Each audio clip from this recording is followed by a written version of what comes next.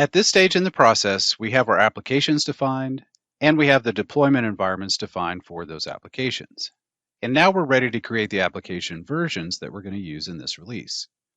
So for this release, the version will be Q4 1.5, and we'll create this version for each application. To do this, we'll start with the web backend application. So we'll click the application, then click Create New Application Version. And under application version name, we'll enter Q4 1.5. And one important note here, we said earlier that the best practice is for the application name to match the name of the repository in GitHub.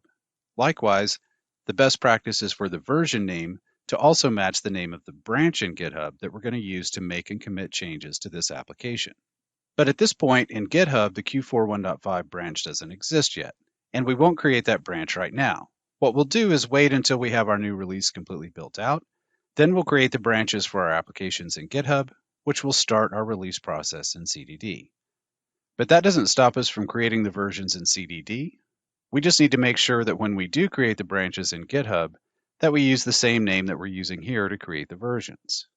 And as we do this, notice there's an option to copy settings from an existing application version. But because this is a new project, we haven't created any other versions of this application yet, so there are no settings to copy. But as you begin to use CDD and have more releases in the system, this is an excellent way to bring settings from one version to the next, such as any automated tests that are associated with an application version. But for now, we'll go ahead and click Create.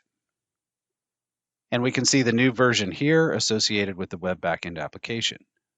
And next, we'll navigate back to web frontend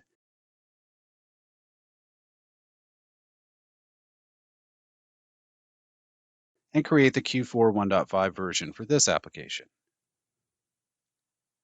And now both of our applications have the versions created for the current release that we're creating.